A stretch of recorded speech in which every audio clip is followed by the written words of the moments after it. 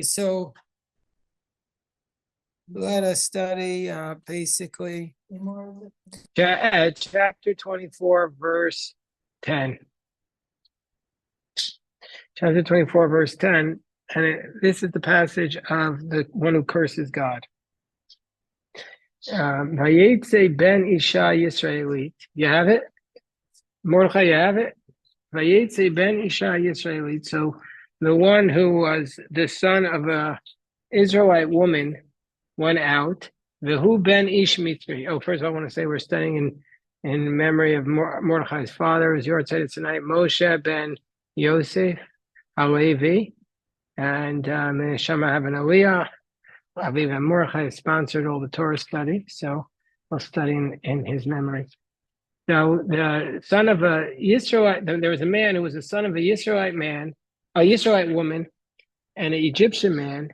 And he went out, B'toch b'nei Israel, amongst the children of Israel, and he fought in the camp, Ben Yisraeli, the Isha Yisraeli, and he fought in the camp with somebody who was the son of an Israelite man and Israelite woman. So he got into a fight, and so he was fighting with this man. Let's see what Rashi says. Hold on, I'm just trying to get the.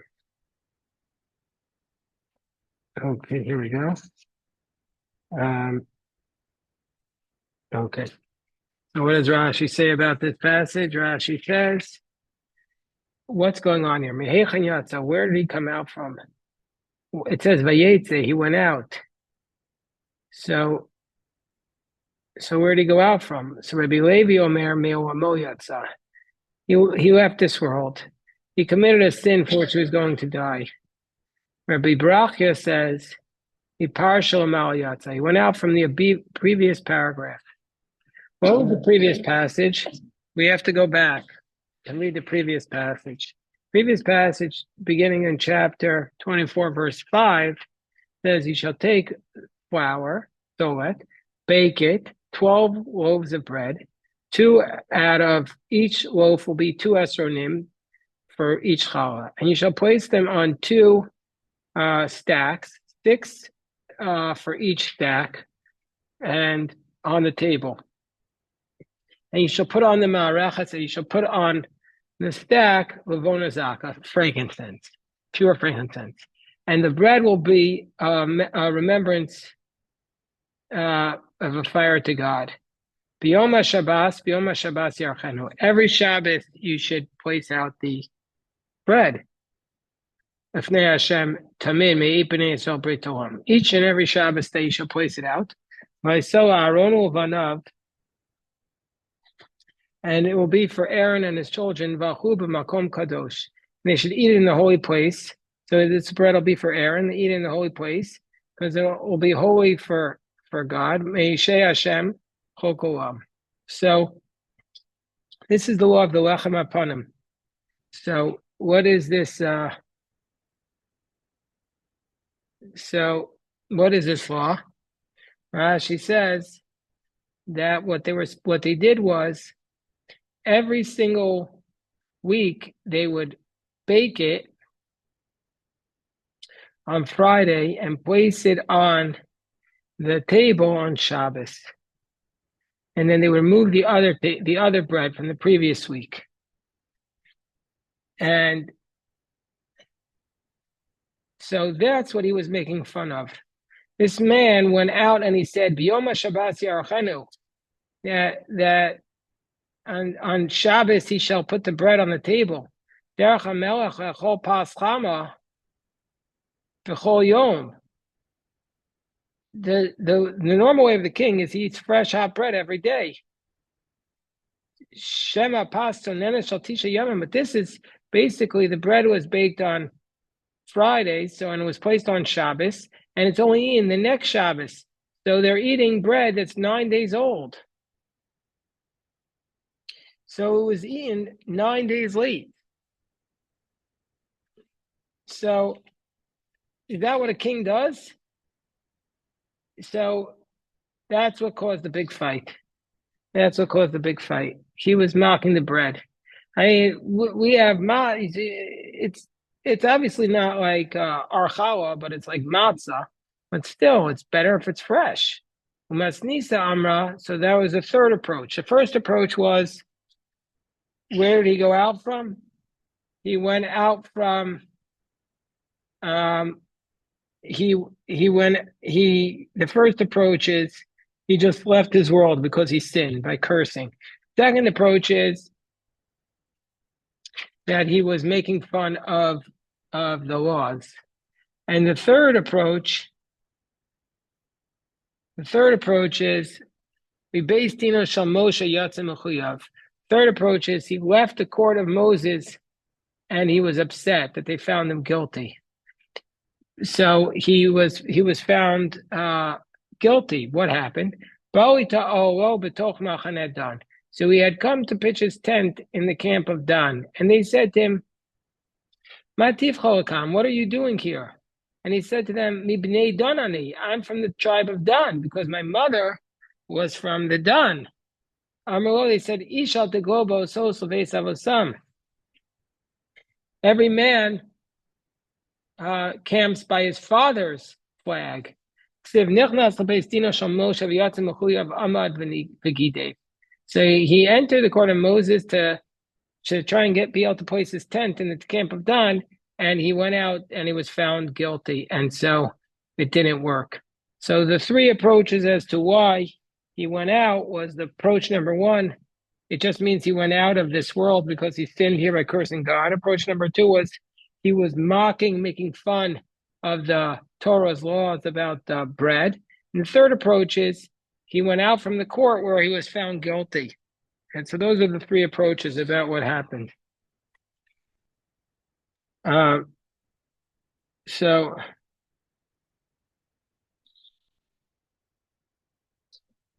how you doing, Colby? Everything okay? You remember Mordechai and Aviva? So, okay, so now it says the next verse, Vayikov ben ha'isha Yisraelis. So this man who was the son of an Israelite woman basically pronounced Es Hashem, pronounced the name of God. I don't know, for some reason it doesn't. He pronounced the name of God, Vayikawel, and he cursed God, Vayavios Sol Moshe, and they brought him to Moses, Vishem imo Shlomis bas Divri Lomatzedan. And the name of his mother was Shlomis, the daughter of Divri, the tribe of Dan. Hold on 1 second.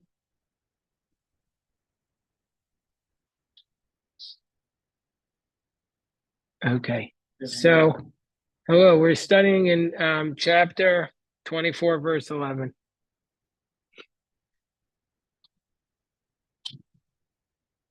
So, how you doing, Benji? Grab a chumash, Benji. So, what happened now?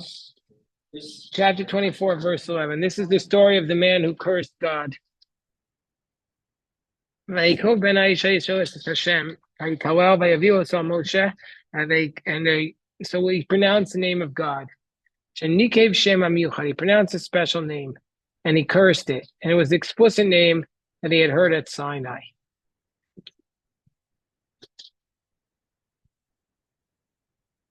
Okay, and the name of his mother was Shlomis Pas Divri.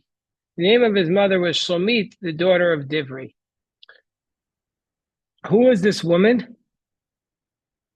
Who was he? Does anybody remember who she was? So Rashi tells us elsewhere who she was, but it's a very sad story. Let's first read the Rashi. It's a very, very sad story. Shivchon Shal Yisrael Shapirsim HaKosav Wazo Omar Shehila Vado Aitazona. Says her name was Shlomis Bas Divri, and Rashi says that it's praiseworthy to Israel that Torah only tells us her name. She alone was a prostitute. Was she a prostitute? No. That she was not a prostitute, but the story is told that what happened was remember the person who Moshe, remember when Moshe killed an Egyptian man? That was the man who had basically Shlomit's husband, which she was married to a Jew, and the Egyptian was the taskmaster. And he sent out her husband and he snuck into her bed in the middle of the night. She didn't realize it was him until until afterwards. And so therefore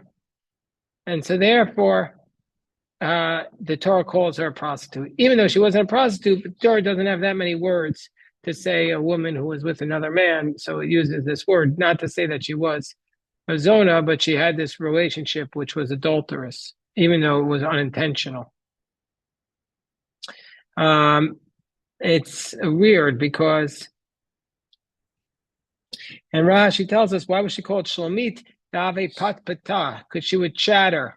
She was talking to everybody. Shalom alecha, shalom aleichem. She was mifatfetfa bedvarim, shoelt b'shalom akol. She was basically flirtatious, and that's why the Egyptian man noticed her. That's what Rashi is telling us. So that's what I mean. It's a little. We would call it that she was assaulted, but Rashi doesn't say it like that. I mean, that's consistent with the way, like, Middle Eastern culture, even I think to this day, if a woman is assaulted, they blame the woman. So whatever happens, they blame the woman. That's most societies. So here Rashi is consistent with that. Today, I would hope that we wouldn't take that approach. The daughter of Divri Dabranitaita, she spoke a lot.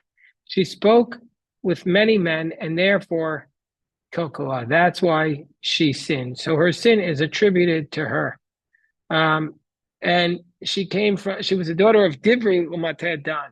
This tells us Magid Rasha Gorem Genailo. Everything good there, Benji? All right. The a wicked person causes the bad things to happen to him. Disgrace to his father, disgrace to his tribe. And so therefore, it mentions the name of tribe because of disgrace. Let me summarize the story here, Benji and Colby, since you guys maybe missed it. Let me tell you the story. The parsha is dealing with. I'm so glad you're reading that on Pesach Sheni. You want to know why? Yeah. It's perfect. So good. I love it. Yeah. So the Torah tells us that there was a man who cursed another man with the name of God. So he cursed he cursed God. Why did he curse God? So Rashi tells us that what happened was this was a man who didn't have a Jewish father. And so he was not able to put his tent. Everybody only placed their tents in the camp where there was a Jewish father. So how come he blasphemed? Because he had no place to put his tent. He wanted to place his tent with the tribe of Dan, but they didn't let him put it there. So for this reason, he went to court and the court ruled against him. Now, how was it the case that a Jewish woman didn't have a Jewish, that he was born from a Jewish woman and not a Jewish man? So the Midrash tells us that what happened was, and this is what Rashi is referring to, that an Egyptian man basically had tricked his mother into sleeping with him. And you don't buy it. You say it's too suspicious. But Rashi says she was flirtatious and that caused it. But basically, this was the same man who Moshe killed because he was striking the Jew. It says Moshe looked this way and that way and killed him and struck him down. Have a name for him? Which man? This man that you talked about, this Egyptian. The Egyptian, there's three men who are being mentioned. There's the man who cursed God. There's the Egyptian who was his father. And then there was the man who was married to Shlomit. None of them are named here. The only one who's named is the woman. What? No, it is her name, but it's her name. But Rashi's saying she was called by that name because it emphasizes, if you ever meet anybody named Shlomit, anybody Shlomit, just tell them it's not a nice name. It means you're a chatterbox. I think it's funny that right, very good. Rashi says that Bat Divri Dabranitaita, she was a chatterbox. Rashi says, very good, Elon. Elon. Elon is, and also you know your Torah. Okay, so fine. So they didn't know what to do with this man. So vayanichu b'mishmar. They placed him in a mishmar. What's a mishmar? Mishmar was like a prison. They didn't have prisons like we have today. Like they throw people in jail. They didn't have that, but there was like a holding cell. They didn't have. We have prisons today, but there were the modern prison system was totally foreign to the ancient world. Totally foreign. They would have put you in there and beat you up and kick you around and then release you. They didn't keep you there because who would? Why would? I mean, how does it make sense that this guy does a crime, so you have to support him and give him food forever? So it's just the American system, which like El Salvadoran prisons they get food. They're kept alive, and they keep them there for years. No, the Torah would never do that. It's way harsher than the Torah. The Torah would kill you or give you lashes and then release you. This is it. They kept him in a mishmar. That's it. They placed him in a holding cell. That's it. Like overnight, if the guy's drunk, they put him there until to keep him there. But why would they? There's no such thing as like Alcatraz. We didn't have that in the Torah. I heard that. I heard that. Well, we already know how to escape from it because there's a whole movie. You think so?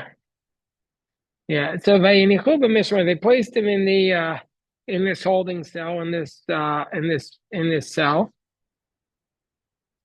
and with Rosh, ask God what to do. So they didn't know what to do.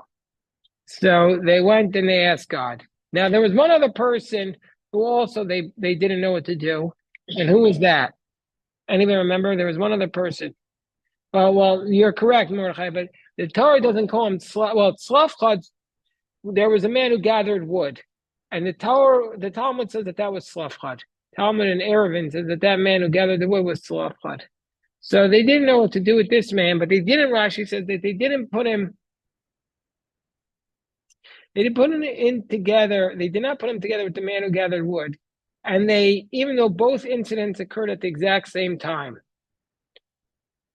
And they were aware that the Makoshesh, the one who gathered wood, was supposed to be put to death, but they didn't know what type of death. But this man who cursed, they didn't know if he should get put to death or not. You ever hear that? That if you curse God, your penalty is death. Then nobody should. You curse God, he just uses God's name and curses God. I feel like there's a big difference. Well, how do you know? He said he got up.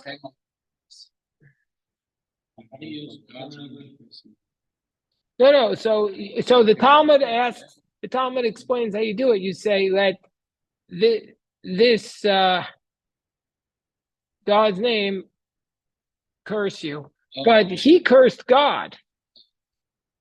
Yeah, he cursed God. Amad v'gidef. He blasphemed. She says. That is not smart.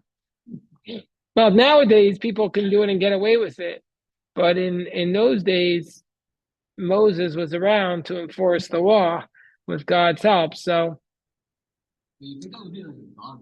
You think God would be one to strike you down on the spot? Well, Moshe went and asked God what to do.